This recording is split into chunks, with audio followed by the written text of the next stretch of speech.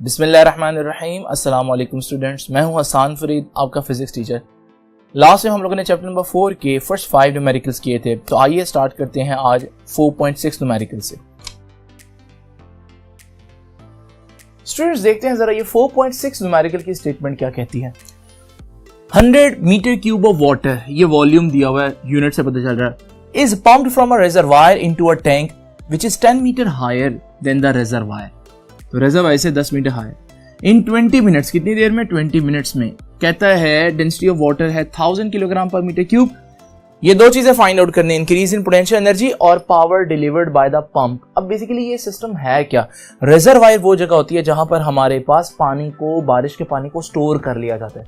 अब वो जखीरा जहां पर हो गया पानी का, उसको हमें ऊपर लेकर जाने के लिए 10 मीटर हाइट पर लेकर जाने के लिए हमने एक मोटर लगा दी। ये वो पंप है जिसकी पावर वो कह रहा है फाइंड आउट करने को।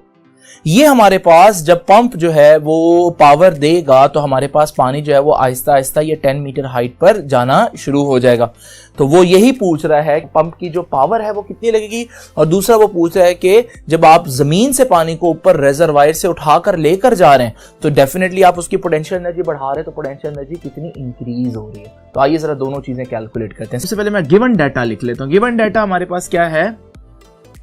पानी का वॉल्यूम दिया हुआ है। वॉल्यूम कितना दिया हुआ जी? 100 क्यूबिक मीटर। फिर हमारे पास हाइट दी हुई है विच इज 10 मीटर्स। उसके बाद हमारे पास टाइम दिया हुआ है 20 मिनट्स। आपको मालूम है 20 मिनट्स, हम हर मिनट में 60 सेकंड होते हैं, तो हम इसको मल्टीप्लाई करेंगे तो ये आ जाएगा 1200 सेकंड्स। तो मिनट्स में नहीं हम रखेंगे। डेंसिटी ऑफ वाटर कितना जी? डेंसिटी ऑफ वाटर है 1000 किलोग्राम पर क्यूबिक मीटर। नाउ स्टूडेंट्स दो चीजें फाइंड आउट करनी है। पहली चीज इंक्रीज इन पोटेंशियल एनर्जी, तो पहले तो हम इंक्रीज इन पोटेंशियल एनर्जी निकाल लेते हैं। लेकिन पोटेंशियल एनर्जी का फार्मूला अगर आपको याद हो, पोटेंशियल एनर्जी का फार्मूला होता है mgh। जी तो सबको मालूम है कि 9.8 होता है, वो बताए या ना बताए ये एक ऑब्वियस सी बात है। हाइट हमें मालूम है लेकिन मास नहीं है। तो आपका क्या ख्याल है, ये वॉल्यूम और डेंसिटी क्यों दी हुई है? क्योंकि इससे हम मास फाइंड आउट कर सकते हैं। हमें मालूम है कि बेसिकली डेंसिटी क्या होता है? डेंसिटी होती है मास पर यूनिट वॉल्यूम। तो यहां से मास किसके बराबर आएगा स्टूडेंट्स? यहां से मास आएगा डेंसिटी इनटू वॉल्यूम। अब डेंसिटी कितनी है जी? डेंसिटी तो हमें मालूम है 1000 है। वॉल्यूम कितना जी? 100। स्टूडेंट्स ये हमारे पास आ जाएगा mass 10 raised to the power 5 kg। ये 3 जीरो ये हैं, 2 जीरो ये हैं, तो ऐड होकर ये 10 की पावर 5 बनेगा। अब हमारे पास मास आ गया, तो अब हम आराम से increase in potential energy find out कर सकते हैं। जैसे कि हमें मालूम है कि पोटेंशियल एनर्जी का फॉर्मूला है mgh।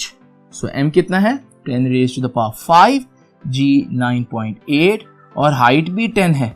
यहां से स्टूडेंट्स आप देख सकते हैं 10 की पावर 5 इंटू 10, ये तो आ जाएगा 10 की पावर 6। तो ये 9.8 एज इट इज रहेगा, 10 की पावर 6 हो जाएगा ये दोनों मल्टीप्लाई होकर। तो यही हमारी एनर्जी आ गई। तो 10 raised to the power 6 joules. तो हम लोगों ने पहली चीज तो फाइंड आउट कर ली जो उसने बोली थी, और वो क्या थी कि पोटेंशियल एनर्जी में कितना इंक्रीज होगा। अब दूसरी चीज देखते हैं, power delivered by the pump. अब हमें मालूम है पावर का फॉर्मूला, ये बी पोर्शन है जो आप लोगों ने फाइंड आउट करना है। पावर का फॉर्मूला क्या होता है? Power is rate of doing work. Rate of doing work, तो हम कह सकते हैं दूसरे अल्फाज में, आसान अल्फाज में, it is work divided by time. लेकिन यहां वर्क पोटेंशियल एनर्जी स्टोर कर रहे हैं ना, तो हम वर्क का फॉर्मूला पोटेंशियल एनर्जी वाला ही लग सकते हैं, mgh divide by time t। अब mgh का फॉर्मूला ऑलरेडी मैं ये mgh निकाल चुका हूं, और ये कितना है? 9.8 into 10 raised to the power 6 divide by time कितना है? देखिए 20 मिनट्स था, लेकिन आपने 20 मिनट्स नहीं, आपने 1200 सेकंड्स पुट करना है, जो कि स्टैंडर्ड यूनिट है। तो हमारे पास जब हम इसको डिवाइड करेंगे 1200 से, तो हमारे पास आ जाएगा आंसर 8166.6। ऊपर जाउल है वर्क, नीचे टाइम है, तो ये जाउल पर सेकंड आ जाएगा, जिसे हम वॉट कहते हैं। अब स्टूडेंट्स आंसर को ऐसे लिखना नहीं हम लोगों ने, तो ये पावर हमारे पास वैसे तो आई है 8166.6, मैं इसको साइंटिफिक नोटेशन में लिख देता हूँ। तो डेसिमल इधर आ जाएगा असल लोकेशन में। चैप्टर नंबर 1 में मैंने आपको ये सारी चीज सिखाई हुई है जी। तो ये 8.166 और क्योंकि आप डेसिमल को 3 प्लेसेस पीछे ले आए तो आपको 10 की पावर 3 लगानी पड़ेगी। अब ये ऊपर वाला आंसर लिख दिया मैंने, लेकिन साइंटिफिक नोटेशन में लिखा।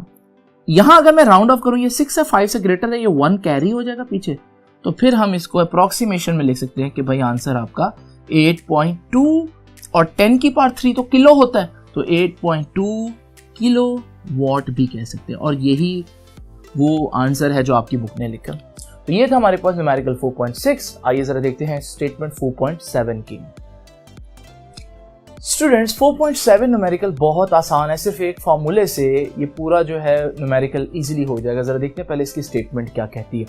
4.7 कह रहा है फोर्स ऑफ 400 न्यूटन, फोर्स दी हुई है 400 न्यूटन की, किस लिए? Is required to overcome road friction and air resistance. आपको मालूम है जब भी कोई ऑटोमोबाइल जो है वो रोड पर चल रही हो तो उसकी डायरेक्शन ऑफ मोशन अगर आगे को है, यानी कि वो आगे को जा रही है, उसकी वेलोसिटी आगे को है, तो हमें मालूम है कि उसको रोड की फ्रिक्शन रोकने की कोशिश करेगी और एयर की फ्रिक्शन भी रोकने की कोशिश करेगी। मतलब रोड फ्रिक्शन और एयर फ्रिक्शन की जो फोर्सेज है वो बिल्कुल उसकी मोशन के ऑपोजिट होंगी, बैकवर्ड होंगी। यही वजह है कि अगर आप गाड़ी को आप बंद कर दें तो वो थोड़ी देर बाद खुद ब खुद रुक जाती है, क्योंकि उसकी फ्रिक्शन ओवरकम कर लेती है। तो अगर आप चाहते हैं गाड़ी चलती रहे तो फिर इसका मतलब आपको मुसलसल एक फोर्स देनी पड़ेगी इंजन को। तो वही फोर्स की बात कर रहे हैं कि वो 400 न्यूटन है। अब वो कहता है in propelling an automobile at 80 kilometer per hour. आपको कितनी स्पीड से ऑटोमोबाइल को चलाना है? 80 किलोमीटर पर आवर से, तो इतनी फोर्स चाहिए इंजन को। कहता है इंजन कितनी पावर, अब डेफिनेटली इंजन अगर फोर्स दे रहा है तो डेफिनेटली कुछ ना कुछ पावर जो है वो कंज्यूम हो रही है। वो जो पावर डिलीवर कर रहा है इंजन, वो हम लोगों ने फाइंड आउट करना है, और वो भी किसमें? किलोवॉट्स में। तो हमें चाहिए पावर इन किलोवॉट्स। तो किलोवॉट्स में पावर निकाल लेते हैं। पहले तो हम गिवन डाटा लिख लेते हैं। ये फोर्स क्या है? फोर्स है 400 न्यूटन्स और स्पीड है 80 kilometer per our. Kilometre per our को देखकर आप समझ गए होंगे कि this is not the standard unit. हमें मालूम है कि किलोमीटर की बजाय मीटर्स में होना चाहिए और की बजाय सेकंड में होना चाहिए। फॉर दैट पर्पस मैंने आपको बताया हुआ है क्या करना है।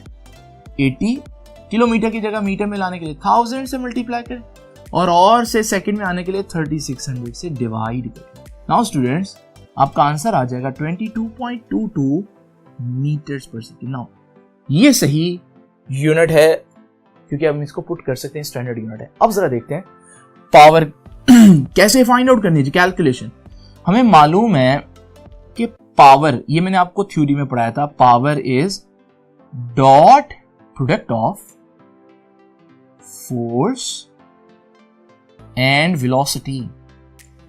पावर दो चीजों का डॉट है। तो पावर के 2-3 फार्मूले, जिनमें से एक फार्मूला ये हमने बाद में पढ़ा था। तो power is the dot product of force and velocity. मैं लिखता हूं power is equal to F dot we.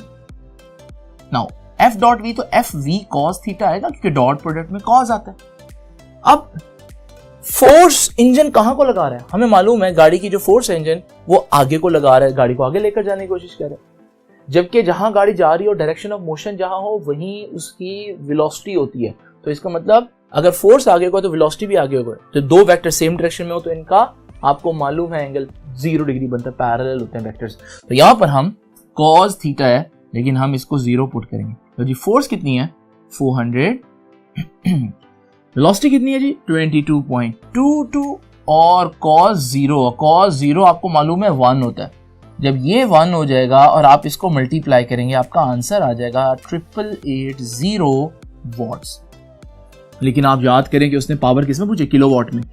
पहले आप इसको साइंटिफिक नोटेशन में ले आए, 8.88 इंटू 10⁻³ वॉट। ये मैंने क्या किया, डेसिमल इधर है, डेसिमल साइंटिफिक नोटेशन में यहां होना चाहिए, तो मैं 3 प्लेसेस पीछे लेकर आऊंगा। ये ले आया, लेकिन अब इसके कंपनसेशन कैसे करूंगा? उसके लिए मुझे 10 की पावर उतनी ही ऐड करनी, उतनी ही मल्टीप्लाई करनी पड़ेगी जितना डेसिमल को मैं पीछे लेकर आ रहा हूँ। फिर बन गया 8.88 10 की पावर 3, और 10 की पावर 3 को आपको मालूम है हम कहते हैं किलो, 10 की पावर 3। तो ये बन गया 8.88 किलोवाट। और ये 8, ये वाला 8 जब 1 कैरी करेगा पीछे राउंड ऑफ में, तो ये बन जाएगा तकरीबन 8.9 किलोवाट। और आपकी बुक ने इस तरह से आंसर किया। तो ये बड़ा ही आसान न्यूमेरिकल था 4.7। आइए अब जरा देखते हैं 4.8 को किस तरह से सॉल्व करना है। तो स्टूडेंट्स जरा देखते हैं 4.8 न्यूमेरिकल की statement.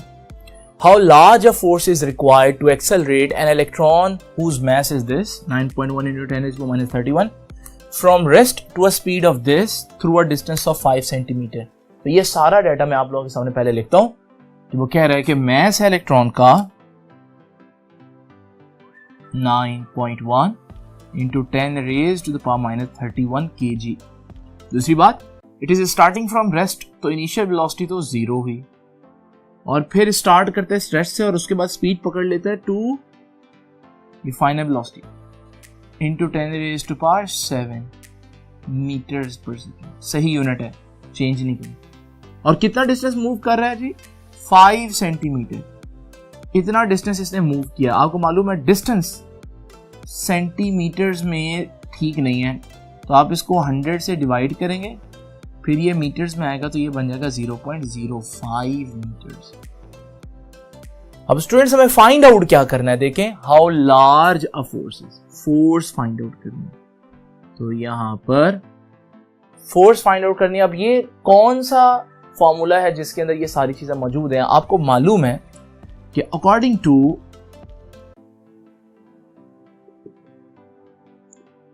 Work energy principle, work energy principle क्या कहता है कि जो आपका वर्क है वो ही चेंज इन किनेटिक एनर्जी होता है। तो इसका मतलब हम कह सकते हैं कि जो आपका वर्क है वो ही चेंज इन किनेटिक एनर्जी है। अब वर्क का फॉर्मूला क्या होता है? वर्क होता है FD। किनेटिक एनर्जी में चेंज कितना होता है? Final kinetic energy minus initial kinetic energy. अब इशू क्या है यहां पर कि इनिशियली इलेक्ट्रॉन रेस्ट पर था। जब इलेक्ट्रॉन रेस्ट पर होगा तो उसकी इनिशियल कोई किनेटिक एनर्जी नहीं होगी, तो ये तो हो गई 0। तो बाकी रह गए हमारे पास FD और किनेटिक एनर्जी का फॉर्मूला आ जाएगा 12 mv², लेकिन v फाइनल वाली पहले पुट करते जी। फोर्स तो मालूम करनी है, वो नहीं हमें मालूम। d डिस्टेंस है, डिस्टेंस उसने 0.05 मूव किया, साथ आ जाएगा हाफ, साथ आ जाएगा m है 9.1 into 10⁻³ kg और vf का स्क्वायर, vf कितना जी?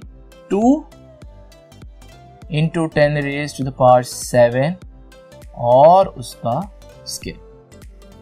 नाउ स्टूडेंट्स अगर हम इस सारी चीज को सॉल्व करें तो देखते हैं हमारा आंसर क्या आता है। हमारा आंसर आ जाएगा जी 18.2 into 10⁻⁻⁷।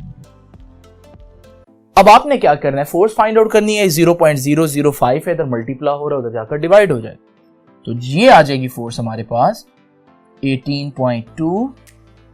फोर्स उधर जाकर डिवाइड होगी 0.05 और साथ 10⁻⁻17 में एज इट इज लिख देता हूं। अब आप देखिए जी, कैलकुलेटर में पुट करें और इसका आंसर निकालें। इसका आंसर आ जाएगा 3.6 into 10⁻⁻15 न्यूटन। ये आपका फाइनल आंसर है। तो स्टूडेंट्स ये तो हम लोगों ने 4.8 न्यूमेरिकल सॉल्व कर लिया। अब जरा देखते हैं 4.9 न्यूमेरिकल किस तरह से सॉल्व करना है। देखिए स्टेटमेंट देखते हैं 4.9 की। अ डाइवर, डाइवर मतलब वो जो पूल में जंप करता है उसे हम बोलते हैं कि वो पूल डाइवर है। अ डाइवर वेइंग 750 न्यूटन, उसका वेट है 750 newton, from a board 10 metre above the surface of a pool of water. Use the conservation of mechanical energy, यानी कि law of conservation of energy कहता है use करें और बताएं to find his speed at a 0.5 metre above the water surface neglecting air friction. देखें पहले तो इसको इमेजिन करते हैं, ये हमारे पास वो डाइवर है और इस वक्त ये पूल से 10 मीटर्स की हाइट पर है। अब डेफिनेटली क्योंकि उसके पास हाइट है तो इस वक्त भले इसके पास कोई किनेटिक एनर्जी ना हो, लेकिन इसके पास पोटेंशियल एनर्जी जरूर होगी क्योंकि इसके पास हाइट है ग्रेविटी के अंदर। अब ये जब नीचे जंप करेगा तो जैसे जैसे ये नीचे आएगा तो आपको मालूम है आहिस्ता आहिस्ता इसकी पोटेंशियल एनर्जी किनेटिक में चेंज होगी, क्योंकि अब ये मूव करना शुरू हुआ तो पोटेंशियल एनर्जी अब आहिस्ता आहिस्ता इसकी कम हो जाएगी और किनेटिक एनर्जी बढ़ती जाएगी। वो कहता है जब वो 5 मीटर ऊपर रह जाए जमीन से, यानी कि दूसरे अल्फाज में पहले 10 मीटर था और नीचे अब वो 5 मीटर रह जाए, तो इसका मतलब वो दरमियान में आ जाए, जब मिड में, कहते हैं वहां पर उसकी स्पीड कितनी होगी, ये हमें मालूम करना है। तो अब जरा देखते हैं किस तरह से फाइंड आउट करना है। सबसे पहले तो देखें जी, डाइवर का वेट कितना है, 750 न्यूटन।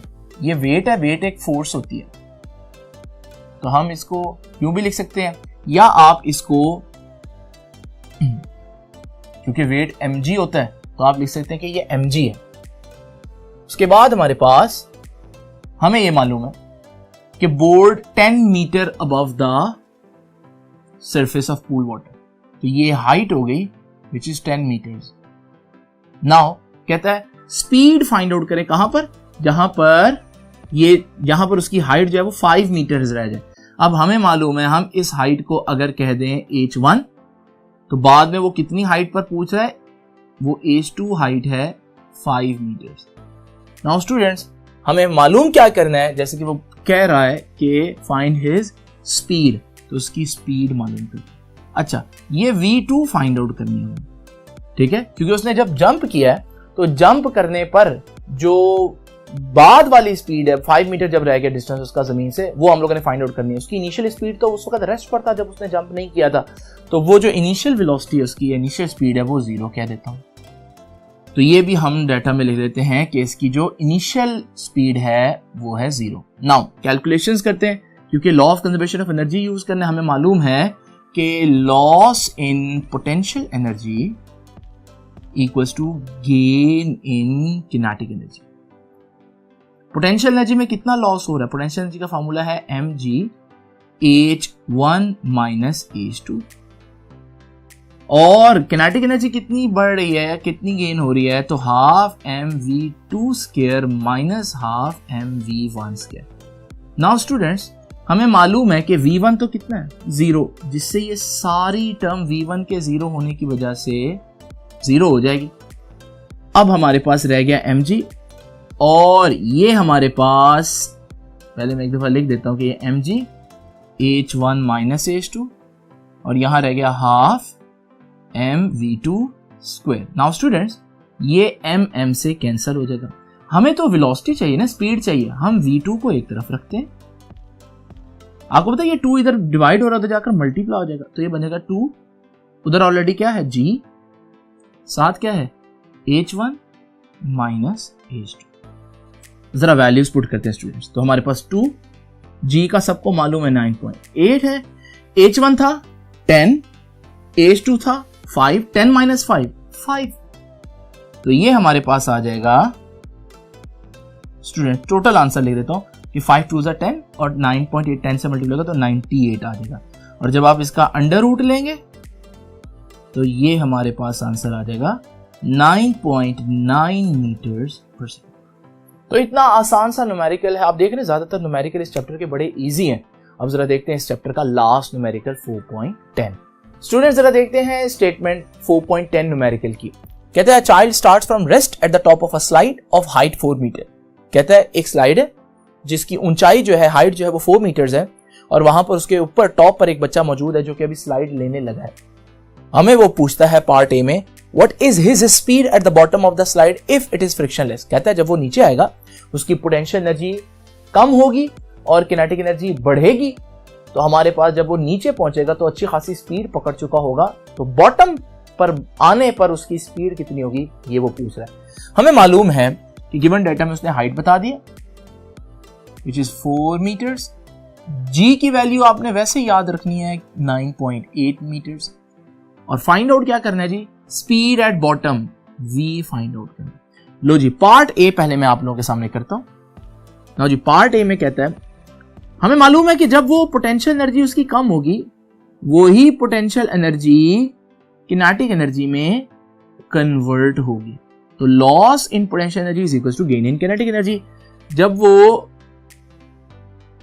स्लाइड के बिल्कुल ऊपर था उसके पास पोटेंशियल एनर्जी थी mgh, और ये सारी की सारी पोटेंशियल एनर्जी किनेटिक एनर्जी बन जाएगी हाफ mv स्क्वायर। यहां से मैथ तो मैथ से कैंसिल होगी।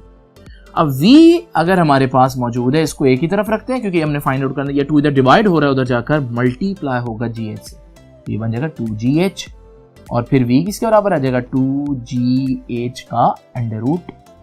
लो जी स्टूडेंट्स, अब जरा वैल्यूज पुट करते हैं। 2, जी की वैल्यू 9.8 है, हाइट है 4 मीटर्स और फिर इसका अंडर रूट, ये हमारे पास आ जाएगा 78.4 और उसका अंडर रूट।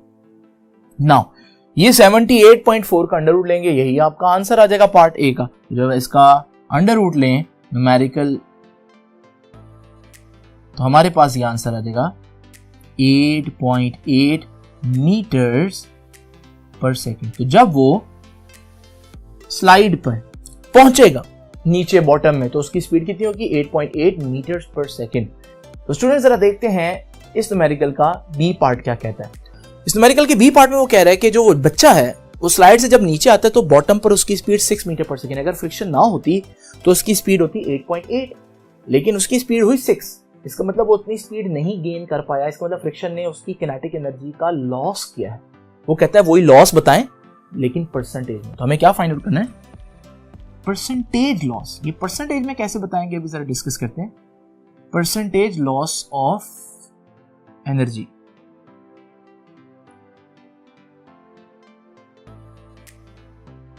नाउ स्टूडेंट्स, जिस तरह से आप परसेंटेज फाइंड आउट करते हैं, जब आपका रिजल्ट आए तो आप क्या करते हैं? टोटल मार्क्स आपके जो आपने जो ऑब्टेन किए marks divided by total marks multiply by 100, ऐसे ही करते हैं ना। तो यहां पर भी हम कुछ ऐसे ही करेंगे। तो परसेंटेज लॉस ऑफ एनर्जी किसके बराबर आएगा? याद रखिएगा, वो आ जाएगा loss of kinetic energy divided by original kinetic energy, या आइडियल किनेटिक एनर्जी भी कह सकता हूं मैं यहां। Loss of kinetic energy divide by ideal kinetic energy जो होनी चाहिए थी मल्टीप्लाई बाय 100।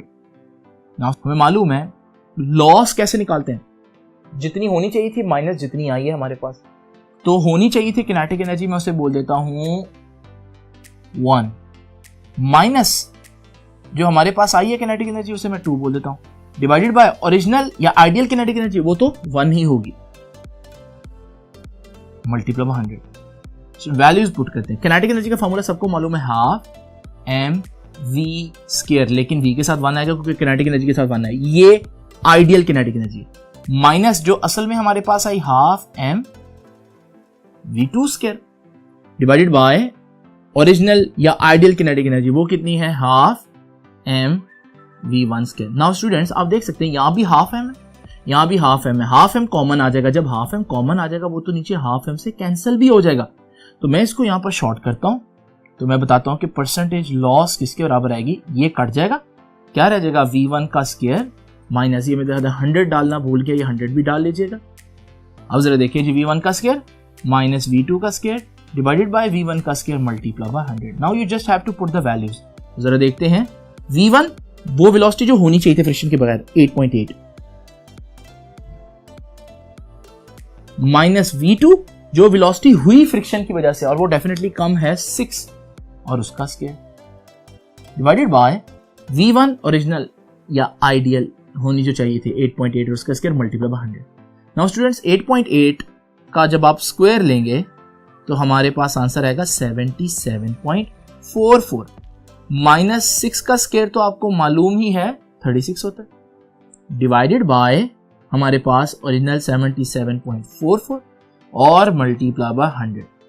ये जब आप इस पूरी चीज का आंसर निकालेंगे, इस पूरी चीज का आंसर आएगा ऑलमोस्ट 0.54।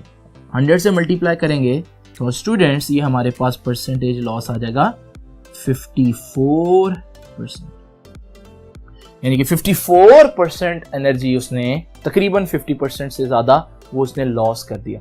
तो ये थे स्टूडेंट्स हमारे पास न्यूमेरिकल, लास्ट न्यूमेरिकल 4 का, चैप्टर 4 का। अब हम जरा देखेंगे नेक्स्ट लेक्चर में कि चैप्टर 5 में हम लोगों ने क्या चीजें सीखनी है। तो तब तक के लिए